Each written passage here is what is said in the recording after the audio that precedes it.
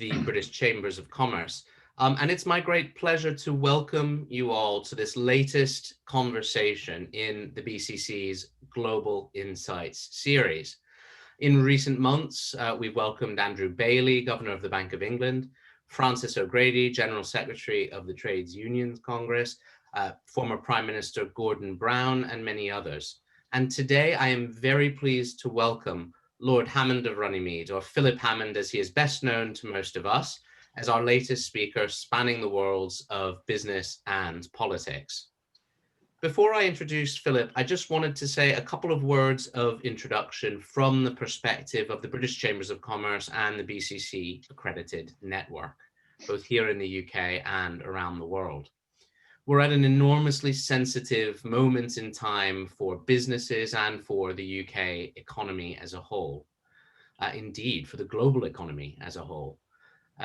The way I like to put it is that businesses are fighting the 5-alarm fire of COVID at home and can see the 4-alarm fire of Brexit just beyond. So they have a lot to contend with right now. And of course, change keeps coming at them thick and fast. Hot off the press this morning, Health Secretary Matt Hancock's announcement of new tier restrictions for businesses in England. The Chancellor, Rishi Sunak, delivering his spending review yesterday. And of course, the continuing dance of the UK and EU Brexit negotiators with very little time to spare and great preoccupation for many businesses trading across borders. Many of these political events that we're all living through come and go, but of course, their impact on businesses and on the economy can be somewhat longer lasting. At the British Chambers of Commerce on coronavirus, Chambers want all decisions taken by the UK government and the devolved administrations to follow 5 key tests: evidence, clarity, support for businesses, mass testing to keep the economy open, and an exit strategy too, so that we know we can get back to a position where businesses can function normally and communities can function normally. On Brexit, of course, we want the two sides to reach a deal as fast as possible and to put in place arrangements to mitigate and smooth the impact of the huge change we face for the 1st of January, whether that agreement is reached or not. Over the longer term, of course, we don't just need to restart, but we also need to rebuild and renew the economy. So a coherent strategy around growth, industry, and the net zero agenda is absolutely critical. I'm sure we delve into all of this and so much more in the conversation that we're going to have today. Just a few bits of housekeeping, please, before we begin. Today's webinar is on the record and there may be members of the media present. It will be recorded and will be shared with the BCC Chamber Network and via the BCC's YouTube channel. Please offer your questions for Philip today via the Q&A facility in Zoom. And the BCC team will capture these over the course of the event, and we will endeavour to answer as many of those questions as possible live during the webinar. When you pose a question, please make sure you give us your name, your company, and where you're located, and we'll close promptly today at 1:15. So now it's my pleasure, ladies and gentlemen, to introduce our guest today, Lord Hammond. I think it's fair to say that few have had the breadth of experience that Philip has in and around government. By my count, 3 years as Chancellor of the Exchequer, 2 as Foreign Secretary, 3 as Defence Secretary, and 1.5 years as Transport Secretary too, where he and I first started working together on things like HS2 and the question of airport expansion, both of which, of course, still ongoing all these years later. Prior to that, Philip served in the Shadow Cabinet for years and has now, of course, resumed a successful career in the world of business. We've asked him today to give his reflections on the unprecedented economic situation we're now facing and to give us a sense both of his hopes and his fears for the future of the UK economy. So, Philip, you are extremely welcome. Thank you for joining us today. And can I hand over to you now for some opening remarks?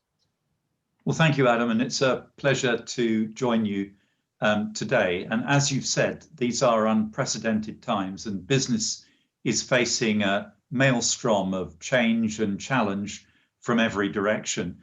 short-term, medium-term, and long-term issues that have to be addressed. And what I want to do just over the next few minutes is just address some of the key strands of those challenges, and then I hope we can unpack them a little bit more in the question and answer session.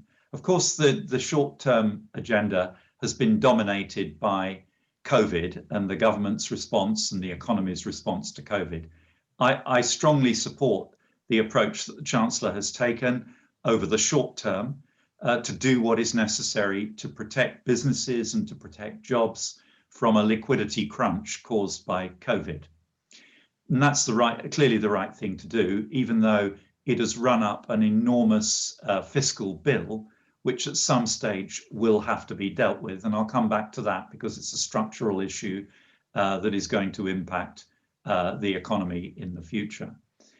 But as we move, hopefully, towards the light that's beginning to shine at the end of the tunnel on COVID, with the development of at least 3 viable vaccines, the challenge moves from protecting businesses and jobs in the short term with government cash to government intervention to allow the necessary structural change in the economy to take place. So from protecting the status quo to facilitating and smoothing the inevitable change that has to come next. Of course, the impact of COVID has been sectoral. Some sectors will face significant structural change as a result of what has happened over the last 9 months. We all know which sectors they are. Other sectors, on the face of it, will be relatively unscathed.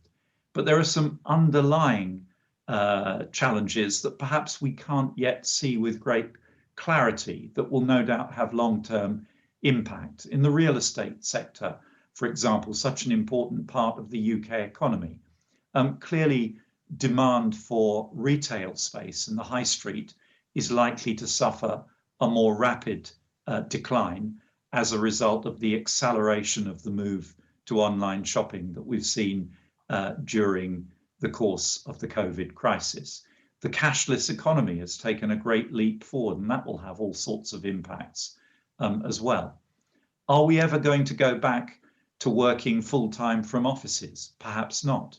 That could have an impact on the total level of demand for office space, and it could also have an impact on the pattern of that demand, as perhaps some businesses look to use more distributed suburban office space rather than condemning their employees to using mass transit public transport to get to work in the centres of our great cities. That will have all sorts of ramifications, not just for the transport system and for the real estate industry, but for the many, many businesses that exist to support the great tidal flows of commuters in and out of our cities every day.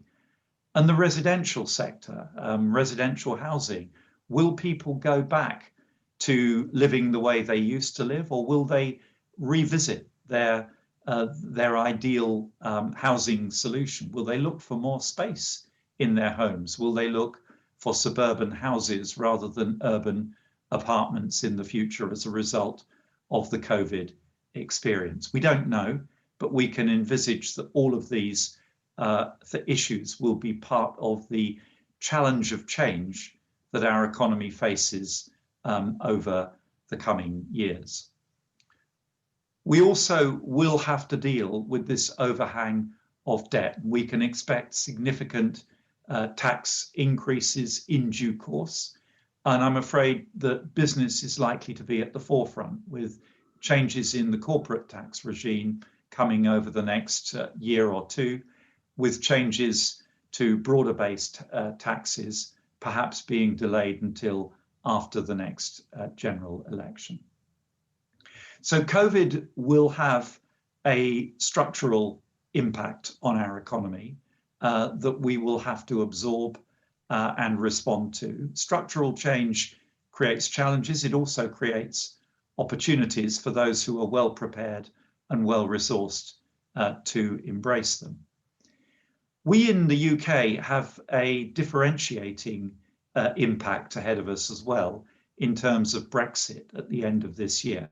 All of our competitors will be dealing with COVID. Not all of our competitors will be dealing with the impacts of Brexit. And as Adam has said, whether a deal is done or not, there will be major change taking place in just 4 or 5 weeks' time. If a deal is done, it will certainly be a very low ambition deal. How do I know that? Because the British government is only seeking a low ambition deal. And even if it gets everything it wants, there will be a very radical change in the UK's trading relationship with the European Union. And that's a change that I'm not sure that all British businesses are fully prepared for. Understanding what goods will be allowed to access the European Union market, even if we get a deal. British manufactured goods, but what is a British manufactured good in a world of complex interlocking supply chains? What paperwork is required, what permits and licenses, what regulation of goods standards, what certification of compliance, all of these issues, all issues which I know are at the forefront of the BCC's agenda, will determine the experience of the early weeks of the end of transition in January and February next year. And I think we can expect to see significant disruption and delays at the borders. Clearly, if we have a deal, we can expect a higher level of cooperation from our neighbours and partners in smoothing that disruption than if we don't have a deal, where we can expect to be pretty largely on our own and left to stew in our own juice. So there's a great deal of premium attaching to getting a deal, however unambitious that deal. My expectation, and certainly the expectation across Westminster, is that in the next few days we will hear the government announcing the shape of a deal of whatever kind. So two big sets of challenges for British business to deal with over the coming months. And I'm going to be frank with you, both represent pretty negative environments for British business. In terms of COVID, I think when the post-mortem comes to be done, the inevitable conclusion will be that the UK has suffered pretty much a larger attrition to its economy than any other major developed economy. Perhaps Spain is the only close competitor we have in that area in terms of the impact of COVID on GDP. So we'll be coming from behind at the end of the COVID crisis. And then Brexit, for all the rhetoric of the last few years, for all the accusations of Project Fear, we'll soon know the reality. And my confident expectation is that even with a deal, Brexit will represent another blow to the British economy that will knock a couple of percentage points off our GDP as we learn to live with the greater frictions in our trade with our most important trade partner, the European Union. So in the short term, perhaps even in the medium term, some really big challenges ahead. But I want to set this in a context, and I've said many times in the House of Commons as Chancellor that when the history books of this period come to be written, it won't be Brexit and it won't even be COVID that defines Britain's future economic success. It'll be how we embrace the big long-term challenges that we were facing before Brexit, that we were facing before COVID, and that we will still be facing in 2021 and way beyond. How we manage the fourth industrial revolution, this extraordinary conflation of different strands of technological change, of digitization and automation of our economy that will affect not only the way we do business, but also the way we live, the way we work, the way we do our politics even. And how we manage that will determine much about our future economic success. The good news is that the UK is an economy that has always embraced new technologies, innovation with alacrity. We've been one of the leading uptakers of online retail, for example.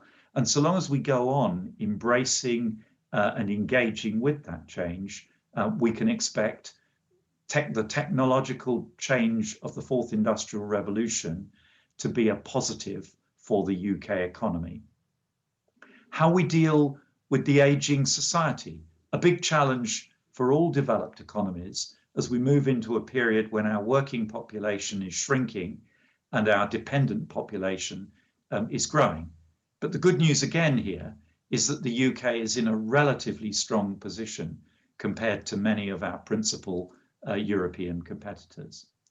And finally, how we deal with the huge challenge of decarbonisation, a commitment that we and our principal competitors, and I can say all of our principal competitors now that it looks as though the US will be on the same page, have embraced and have committed to delivering.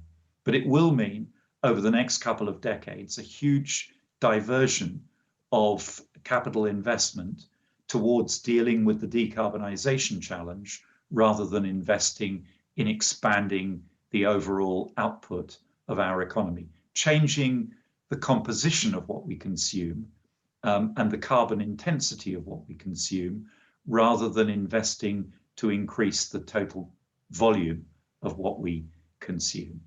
So that will be a big challenge in itself. My final thought that I want to leave you with is this. For those in government, the challenge is to set out a clear framework for engaging with the COVID structural challenges and how we restructure the British economy post-COVID, for dealing with the challenges of the post-Brexit period, and for how we will engage with the fourth industrial revolution, with the decarbonisation agenda and the ageing society.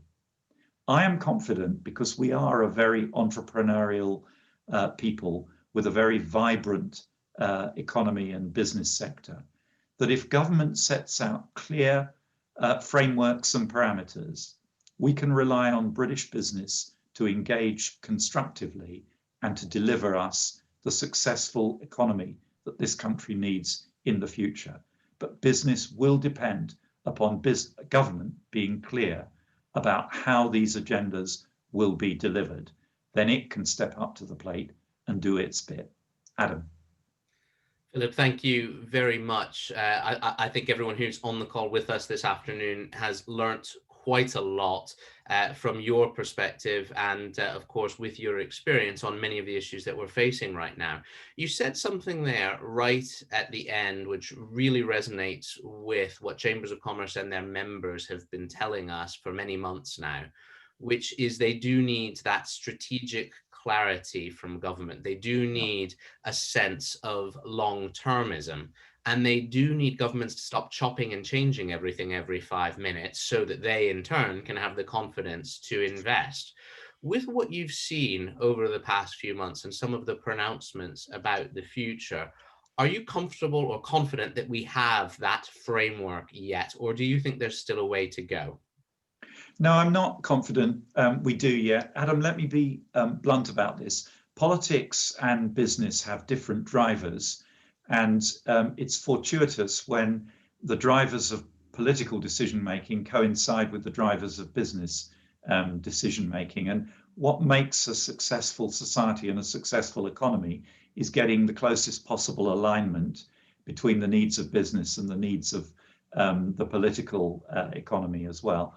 And I hope that over the next few years, we will put behind us a period since 2016 when instability has been the hallmark of our politics, and get back to a world in which politicians understand that creating an environment of stability and predictability is actually good politics as well as good business. Because actually, I think it's not only businesses that want to plan ahead, it's people that want to plan their lives, know what their kids' opportunities will look like, understand whether they can afford to take key decisions in their own lives, like buying a house, changing job.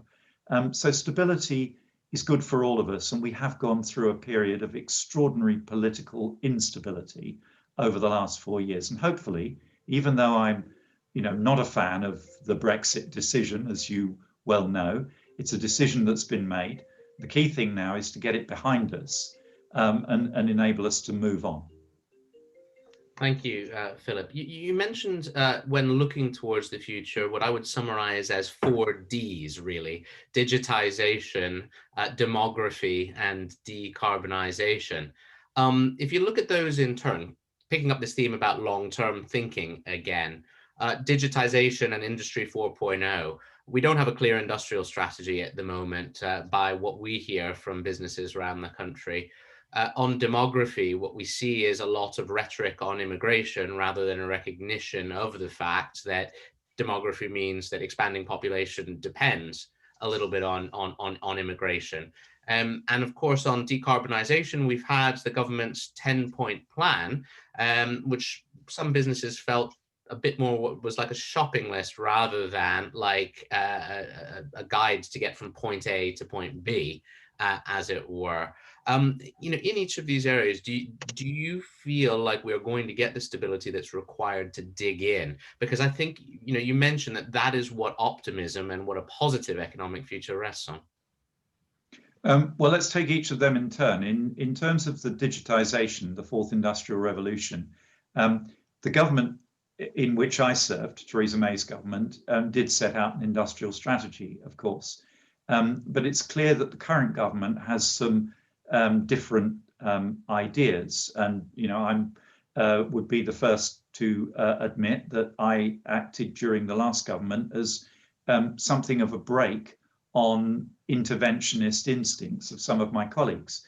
I think this government is more interventionist in its thinking, but it's now going to be constrained by fiscal considerations about how it delivers such an intervention and the scale of such an intervention. And I think the sooner the government can spell out where and how it does intend to intervene more aggressively to shape the fourth industrial revolution, the better. I'm resigned to the fact that the government is going to be more interventionist than the previous Conservative government. But I think knowing where that intervention will occur and what shape it will take as early as possible is very important for business and for the economy as a whole. On demography, I'm afraid we have a populist government that appears to have focused in particular on populist views around immigration.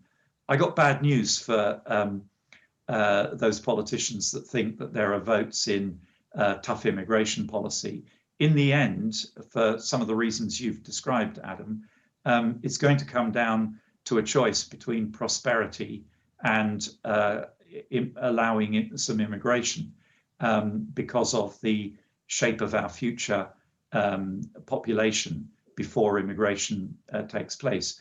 And I suspect that we will come to a conclusion collectively that we do need managed immigration into the UK on a significantly higher scale than the government is currently suggesting in order to maintain our standards of living. And the sooner we get to a sensible recognition that immigration is going to be required, and in my view, a recognition that it would be sensible to reach an agreement with the European Union that allows some two-way flow of migration for work so that Europeans can come and work in the UK and British people can go and work freely in the European Union, including practicing their professions. I think that will be good for all of us. I'm not optimistic that that's going to come quickly, but I suspect that as we re-engage with the European Union over the coming years to negotiate further steps of our evolving relationship, that'll be quite an early issue that needs to be addressed on the agenda. And on decarbonisation, I totally agree with you. We're in the foothills of this. Government's mapped out a sort of high-level framework, but business needs urgently to see some flesh on these bones. And I'm pretty sure that the government, as we approach the COP26, which the UK is of course hosting and leading, will want to show leadership and will be quite forward-leaning on this agenda. Thank you. And indeed, of course, we'll be welcoming those people to the great city of Glasgow next November. I want to turn, if I may, from the longer term picture to what we're facing immediately, that 5 alarm fire that I was talking about earlier on around coronavirus. I think you surprised me a little bit earlier, Philip, with your level of support for some of the actions that have been taken and the fiscal consequences of some of those actions, because it's probably fair to say historically that you would be categorized more as a fiscal hawk than as a fiscal dove. We all know the government has spent a fortune. When should the repair jobs start? Because what we're hearing continuously is businesses saying we need some breathing space to get going and get growing again. If we get clobbered by higher taxes over the next 2 to 3 years, the recovery is going to be weaker because we're simply not going to be able to establish it with the strongest footing possible. Do you agree with that? What kind of breathing space is needed now for business and the economy? Yeah, I mean, they're right, of course, and there's a trade-off between supporting economic growth with fiscal stimulus and looking at the long-term state of the public finances. It's got to be a balance. And you're right, I've always been a fiscal conservative, but I don't regard fiscal conservatism as being a sort of blanket approach that we have to balance budgets in every year. What we should be looking to do is get ourselves to a position where over the medium term cycle, we are broadly balancing our expenditure with our revenues. But the whole point of having a disciplined, coherent fiscal framework is to allow us to take emergency action when there's an emergency. And there could be no better example than the COVID outbreak earlier this year of why we went through the long drawn out pain of the previous decade of repairing the public finances from a 10% deficit to a 1.5% deficit. And the whole point is so that you've got fiscal headroom when you need it.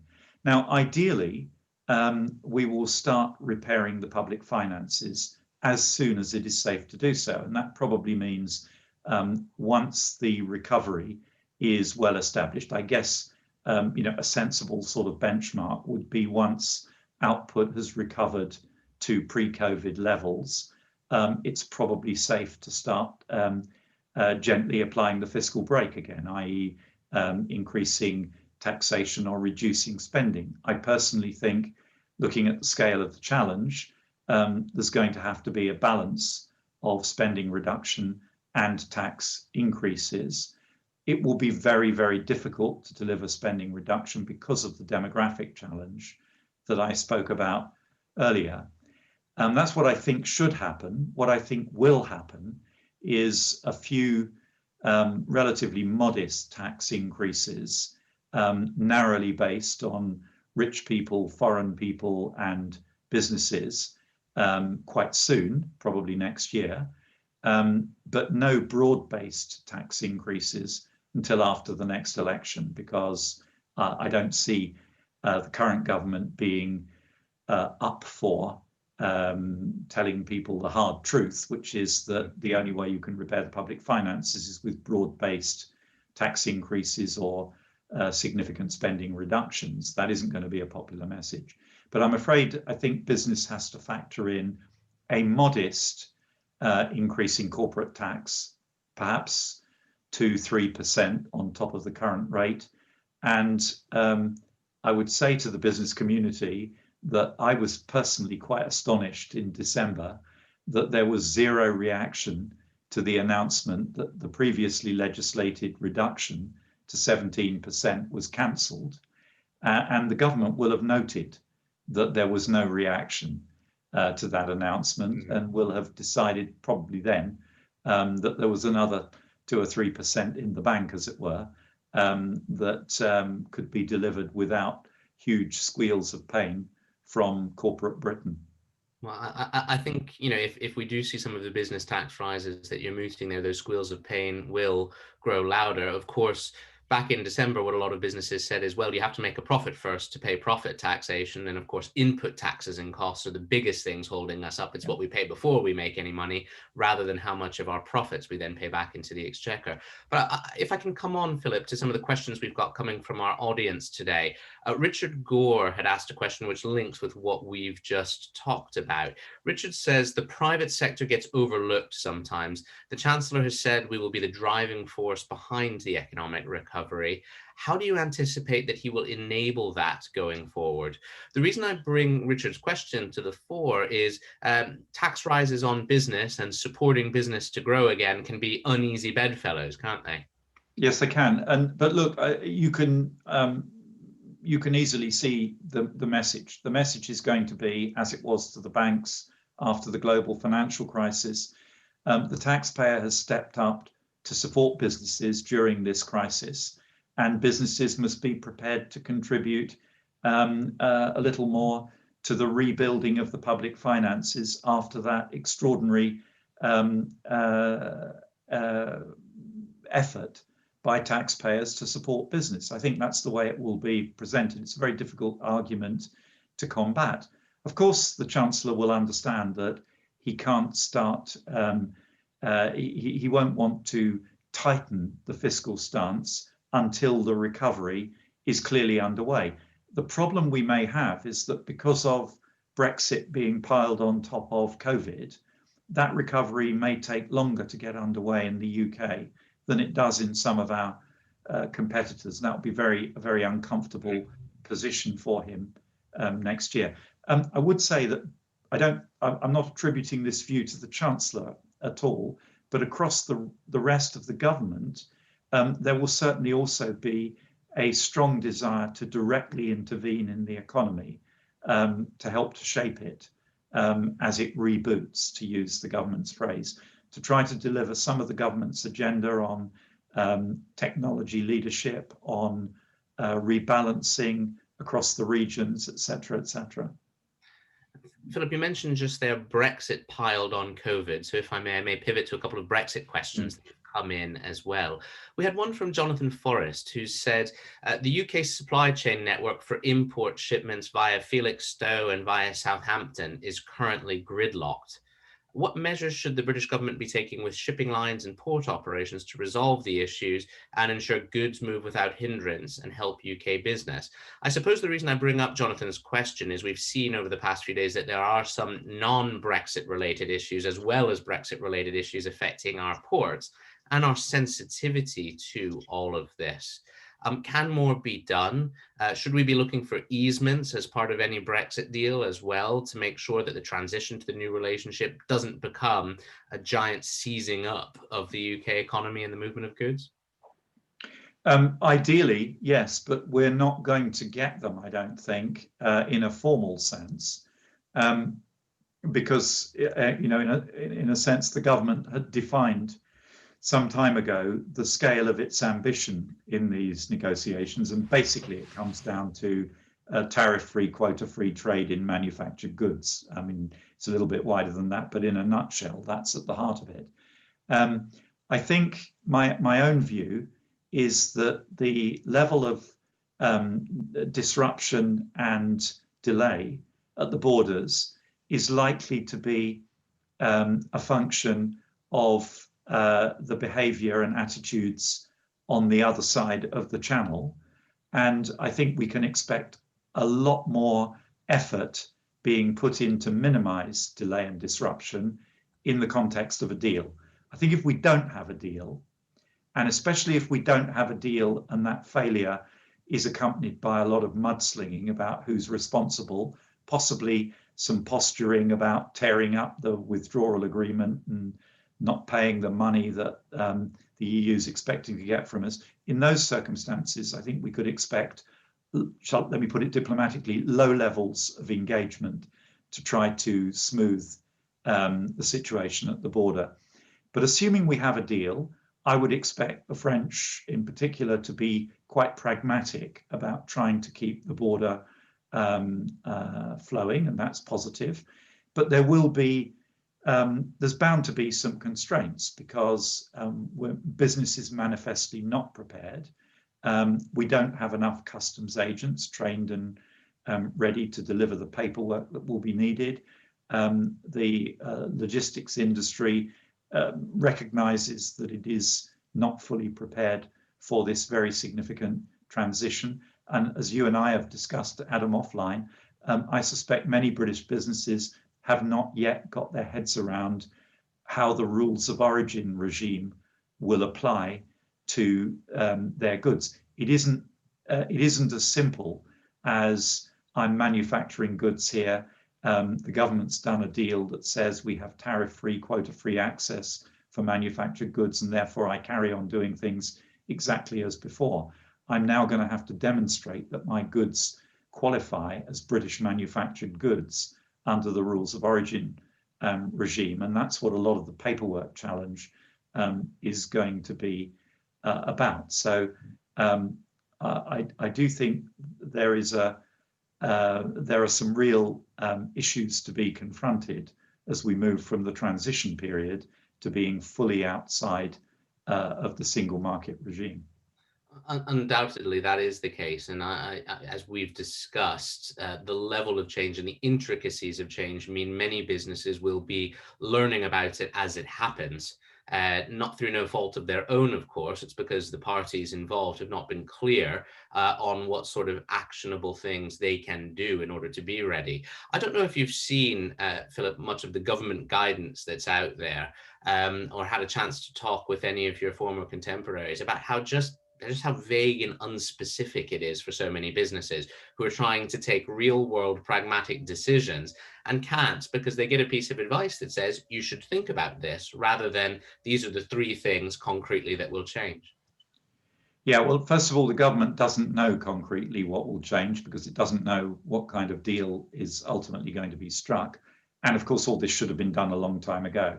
It's ludicrous. I mean, there's no other word to describe it. It's ludicrous to be sitting here at the end of November, talking to a trade partner that accounts for 40% of our exports and freely admitting that we have no idea what the basis of trade is going to be. It may be a deal that allows tariff-free access, tariff and quota-free access for our manufactured goods, or it may be no deal. And with goods moving between the UK and Europe are subject to the full common external tariff and WTO terms, which would be a truly shocking outcome. Very unlikely, I think, but not impossible. The other thing you have to remember, Adam, is that government is institutionally averse to giving specific advice and guidance, which may bounce back in the form of legal challenge. So every time government issues a piece of guidance, a lawyer will have looked at it, and the lawyer will be looking at it from the perspective of, is there anything here that could form the basis of a legal challenge that made the government liable for some kind of unsatisfactory outcome because the guidance didn't quite correctly steer the recipient of that guidance. So one of the reasons that government guidance is always pretty unhelpful is because the lawyers have got at it before it was issued. It's a shame, I think, because, of course, that lack of specificity and guidance and the protection from legal challenge could end up taking a couple of points off of GDP because businesses haven't been able to do what they need to do. But let's see if it sharpens up and if indeed we get what we need over the next few weeks. I wanted to come on, if I may, to a couple of the other questions we've had from the audience in the short time that we have left. We had a question from Helen Robertson, who's a member of Fife Chamber, I believe. Helen's asked, due to COVID, we've accelerated our digital education by 10 years or so in the last 8 months. I think that applies to every single one of us who's on this call today. For businesses, what do they need to do in the next 8 months to cope with that rapid acceleration? What are you seeing from your perspective, both as a politician of long experience, but also as a business person? Well, as we've already said, the economy is digitizing rapidly, and that was going to happen anyway. COVID has undoubtedly accelerated certain strands of those pre-existing trends. I mentioned the move towards cashless operation of the economy. That's really dramatically accelerated during COVID, and I suspect will never go back. And the move to online shopping, and I think the jury's out about the future of our town centres, but there are going to be huge opportunities here as well as challenges. I don't think the town centre is ever going to be the same again in terms of retail, but I have not for sure given up on our town centres. I think they will evolve again. There'll be lots of residential regeneration. There'll be lots of service uses and leisure, hospitality, entertainment uses around the town centre. So I think there's going to be real opportunity for a resurgence of the town centre economy in a different form over the years to come, which can have a really dramatic impact on the economy. Some of us on this call may be old enough to remember our city centres back in the 1980s, before the residential renaissance of our cities, and what they were like then, and how dramatically they've changed, how vibrant the business offering in our great city centres has become since the 1990s. And I think there'll be another evolution now, not just in cities, but in smaller towns. And that will be potentially very exciting. We certainly hope in Chambers of Commerce that will be the case. And I know chambers literally in every single part of the UK will be looking very carefully at the future of town and city centres and how they can be supported to evolve in that way. Philip, I've only got time for one more question with a very brief answer, if that's okay. The question goes to Darren Buckley from Cornwall Chamber of Commerce. Congratulations, Darren. Only one of a couple of areas in England under Tier 1 restrictions as of today, as opposed to the rest of us. And Darren just asks, do you think that all parties will come together and unite to get this country back on its feet after COVID-19 and Brexit? Business needs a collaborative parliament for us to grow the economy and get this country back on track. So is there any chance of a coming together from your perspective? Well, look, I'd like to think so, but I don't want to overpromise and underdeliver.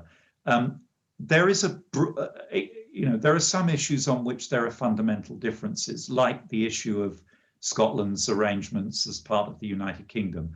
There's never going to be a meeting of minds between, for example, the Scottish Nationalist Party and the unionist parties in the UK Parliament. On the big issues around the economy, though, there is a surprising level of consensus that you might not always detect from looking at the political debate.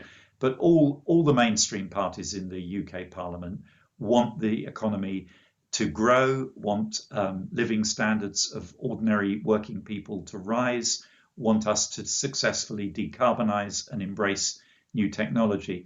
But there are genuine differences of view about how that should be done. And that's, in a democracy, I'm afraid you have to have a political debate about those genuine differences of view. And I know business would prefer a very clear prescriptive framework, but I'm afraid the price we pay for a vibrant democracy is some element of uncertainty, because there's always a chance that government policy will change. Well, we'll take democracy, but with a hope of a bit more consistency than perhaps we've seen of late.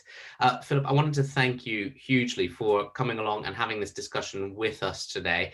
I think it's fair to say probably that we've covered more challenges than opportunities, but I think your sort of three big areas rather around Industry 4.0, around demography and around decarbonisation, I think all of us can take those away and think about how our businesses and indeed our communities can fit into them. And I hope that the next time we have a session like this, that we can look more at the positive agenda ahead rather than the one we are all as a business community and as politicians having to react to in front of us. To all of our attendees and our guests today, thank you so much for joining us and for the vibrant questions that you've put forward to us from right across the UK. We look forward to seeing you again very soon on another British Chambers of Commerce Chamber Network webinar discussion. Thanks again, Philip, and have a good day, everyone.